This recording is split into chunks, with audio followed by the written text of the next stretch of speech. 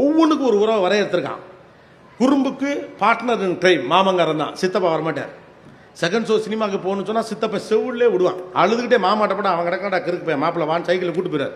Night வீட்டில் கொல்ல பக்கமாக வந்து எழுப்பி மாமா அத்தாட்ட சொல்லிவிடாக்கா திட்டுவா இருக்கா அப்படின்னு சொல்லிட்டு நீ தாண்டா அவனை கெடுக்கிற அப்படிமா. ஆனால் அவனுக்கு ஒரு பிரச்சனைனா அவர் தான் போய் நிற்பார், பார்ட்னர் இன் கிரைம். கையில் அப்பா இப்போ வந்து எங்கள் அப்பா நான் ஒரு டூருக்கு போகிறேன்னு சொல்கிறேன், அதெல்லாம் இல்லை போகக்கூடாது, காசும் இல்லை ஒன்றும் இல்லை, படிக்கிற ஒழுங்கா பாருன்னா நேராக பெரியப்பா கிட்ட போயிடுவான். பெரியப்பா டூருக்கு போகணுன்னு சொல்கிறேன், அப்பா அனுப்ப மாட்டேங்கிறாரு. அவர் பாக்கெட்லேருந்து ஒன்று பணத்தை எடுத்து கொடுப்பாரு, இல்லாட்டி போன போட்டு ஏடா படிக்கிற பிள்ளை 4 இடத்துக்கு போகணும் தான்டா நினைப்பா, என்ன ஒன்றை மாதிரியா போயிட்டு வரட்டும்டா அவரா அப்படிம்பார். அவர் பல்ல கடிச்சிட்டு பேசாமல் இருப்பார், நெஞ்சை நிமித்திட்டு வருவான். ஏன்னா பெரியப்பா பர்மிஷன், அப்பாவால் ஒன்றுமே பண்ண முடியாது. டிஃபைன்டு, பெரியப்பாவுக்கு அந்த அதிகாரம் இருக்குது.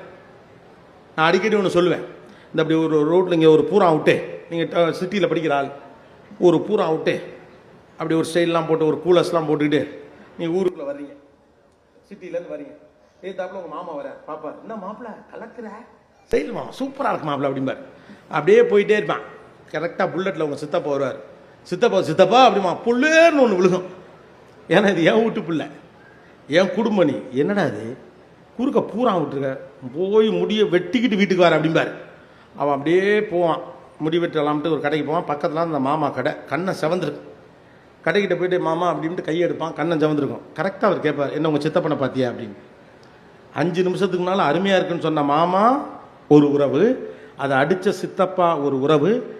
உங்கள் பையனை நீங்கள் உங்கள் நாத்தனார் முன்னால் கை வைக்க முடியாது, ரைட்டு தானே, அடிப்பீங்களா என்ன, வேணும்னு தான் அடிக்கிறது. அதுவும் அத்தக்காரி வந்தால் வேணே போட்டு அடிக்கிறது, அது அவங்க அப்பாவின் முகம், அவங்க அண்ணனின் முகம்.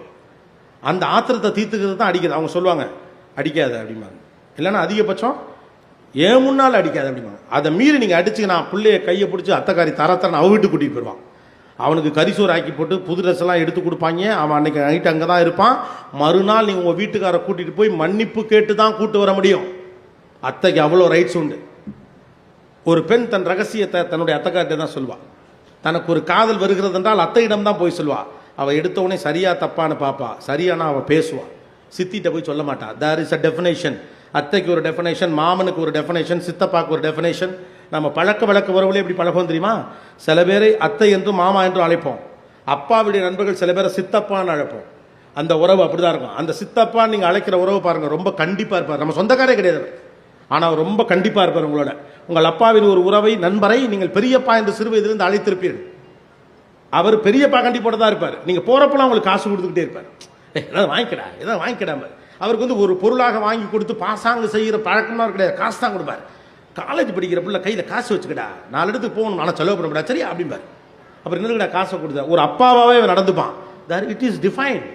இப்போ எதுவுமே டிஃபைன்டு கிடையாது. ப்ரோங்கிறாங்க. யாரா ப்ரோ?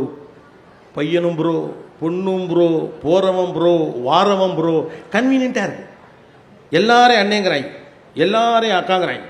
அக்கா யூ ஆர் சோ கியூட். என்னடா அக்காங்கிறீங்க, அப்புறம் சோ கியூட்னு வேற சொல்றீங்க. Nothing is define. அப்போ சில உறவுகளின் பெயர்களை கூட வீட்டில் சொல்லுங்க. அத்தாச்சிங்கிற வார்த்தையெல்லாம் மழுங்கிடுச்சு, இல்லவே இல்லை. அத்தாச்சி என்பதெல்லாம் எவ்வளோ அற்புதமான வார்த்தை. அத்தாச்சி, அத்தாலாம் கிடையவே கிடையாது.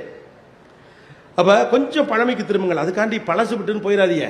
காலையிலே எந்திரி, ஓகே தாத்தா போட்டாக்கு மாலை போடுன்னு ஆரம்பிச்சுட்டாங்க. கோபிநாத் சொன்னான். நான் சொல்லுவது என்னன்னா, balance, striking the balance is much more important than giving an advice today. தான் இன்றைக்கு அறிவுரைகளை வழங்குவதை விட சரியான இடத்துல பேலன்ஸை ஸ்ட்ரைக் பண்ணும். So don't accept, whether it is relationship or business or anything for that matter, when something is undefined, it is a trap. எது வரையறுக்கப்படவில்லையோ அது வலை. கவனமாக இருக்கும்.